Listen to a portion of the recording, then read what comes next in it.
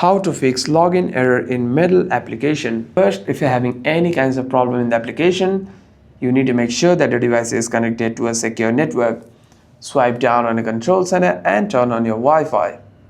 By doing so, you shouldn't be facing any internet issues while logging in.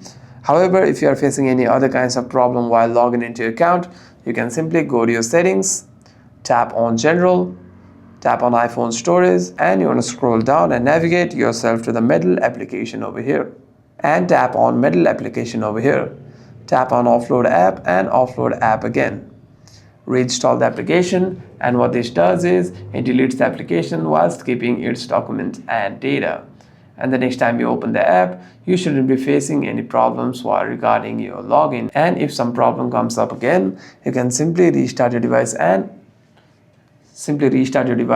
and try to open the app again. Hope this video was helpful, and if you have any further questions, make sure to leave a comment down below.